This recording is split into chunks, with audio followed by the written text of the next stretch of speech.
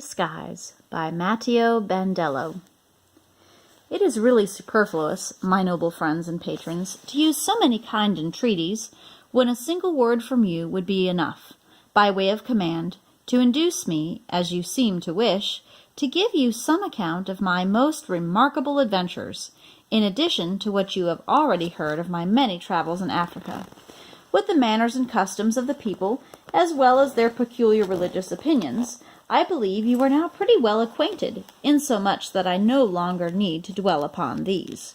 You are aware that I have been a traveler from the time I was a boy of 15, when I set out from my native city of Genoa, in company with Messer Niccolo Cattaneo, whose extensive mercantile connections induced him to visit various parts of Barbary. With him I first arrived at the city of Orano, situated on the shores of the Mediterranean, and belonging to the kingdom of the same name. Numbers of the Genoese were accustomed to resort thither, and there is a large place of traffic, named from that circumstance the Lodge of the Genoese. My friend Cattaneo was highly respected there, and even in great credit with the king, so much as to have obtained various privileges from him, in consideration of the able and beneficial manner in which he promoted the commerce of his subjects. Residing there during several years, I acquired an excellent knowledge of the language, manners, and peculiar practices of the people, when I was at length prevailed upon to join a party of the Oranese merchants, to whom I have been recommended, through Cattanеo's influence, by their king.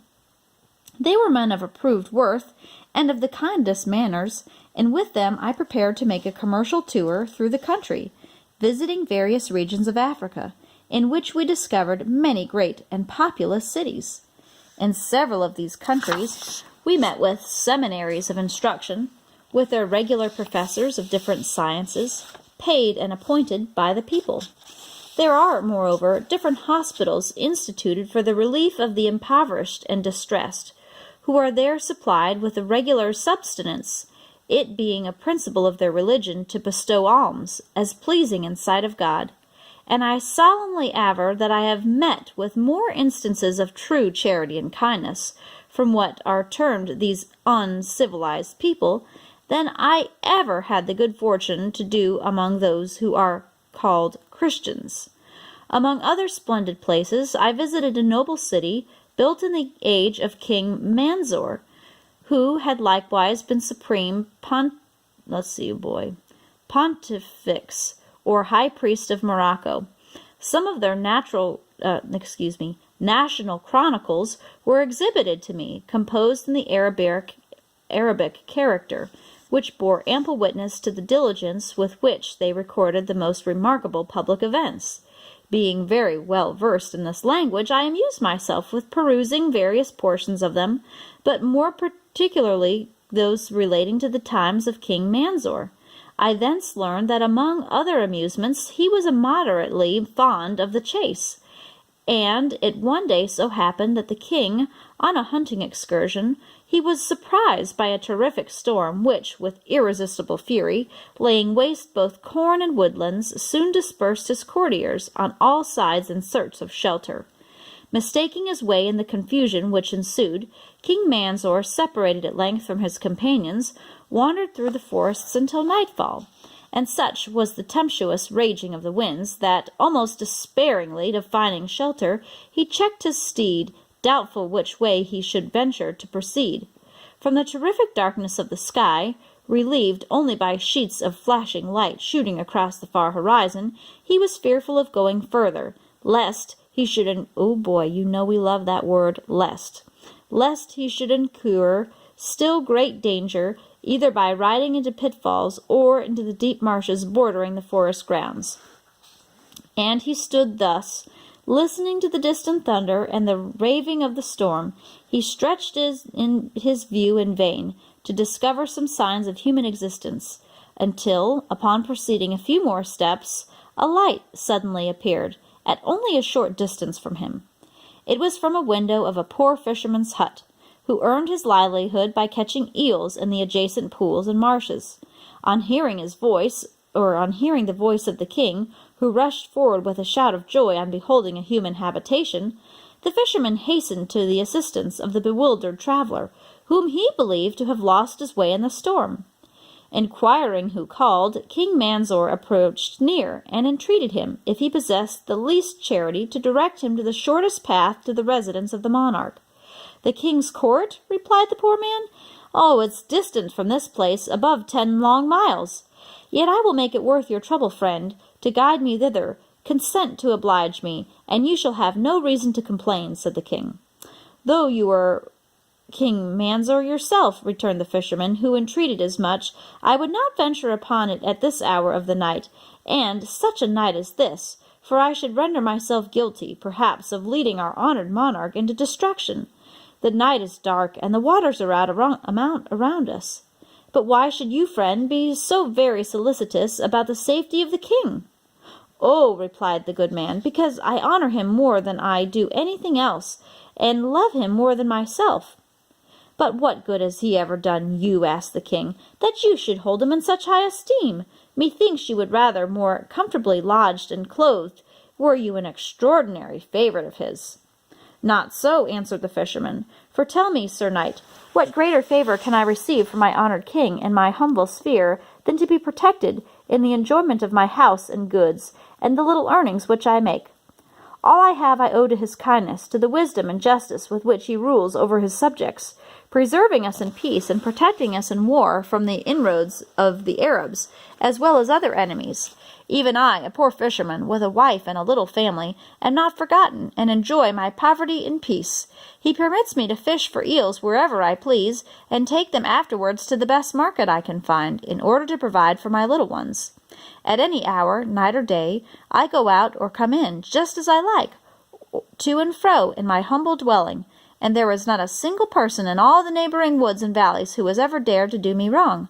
To whom am I indebted for all of this, but to him who I daily offer up my prayers to God and our holy prophet to watch over his preservation? But why do I talk when I see you, Sir Knight, before me, dripping from the pelting of this pitiless storm? Please come within and receive what shelter my poor cabin will afford. Tomorrow I will conduct you to the king, or wherever else you please." Manzor now freely availed himself to the invitation, and dismounting from his horse, sought refuge from the still raging storm. The poor steed likewise shared the accommodation prepared in the little outhouse for the good man's ass, partaking on the corn and hay. Seated by the side of a good fire, the king was employed in drying himself and recruiting his exhausted strength, while the wife busily cooking the eels for his royal supper. When they were served, having a decided distaste for fish, he somewhat anxiously inquired whether there was no kind of meat for which he might exchange them. The fisherman very honestly declared that it was true that he had a she-goat with a kid, and perceiving that his guest was no unworthy personage, he directly offered to serve it up at the table, which having done, he presented the king with those parched, generally esteemed the best and the most delicious. After supper, the monarch, retiring to his rustic couch, reposed his wearied limbs, and slumbered until the sun was up. At the appointed hour, he once more mounted his steed, attended by his kind host, who now took upon himself the office of a guide. They had scarcely proceeded beyond the confines of the marshes, when they encountered several of the king's party, calling aloud in utmost anxiety and searching for their royal master in every direction. Unbounded was the joy and congratulation of the courtiers on thus meeting with him safe and uninjured.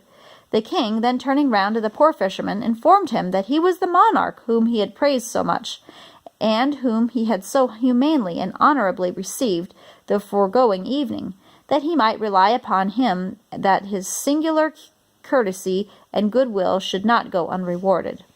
Now, there were certain hunting lodges which the king had erected in those parts, for the convenience which they afforded in his excursions, and several of his nobles had likewise adorned the surrounding country with various seats and other dwellings, so as to give a pleasing relief to the prospect.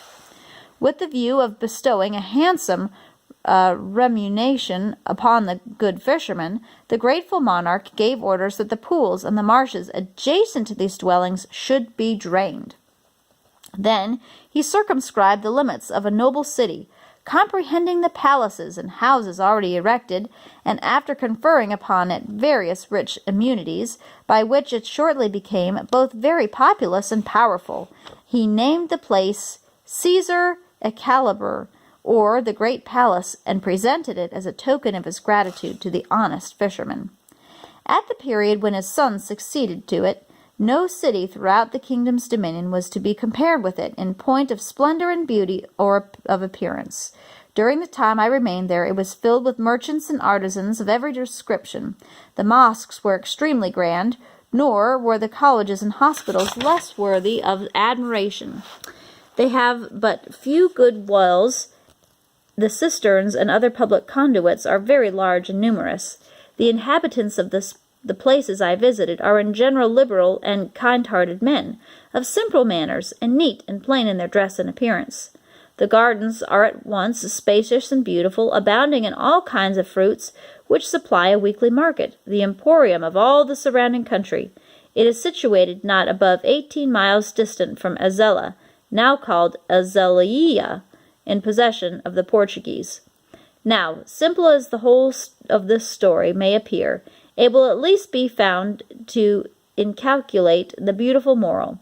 It teaches us to behave with courtesy towards everyone, courtesy being, like virtue, its own reward, and sure of meeting sooner or later, as in the instance of the poor fisherman, that reward here below. The end.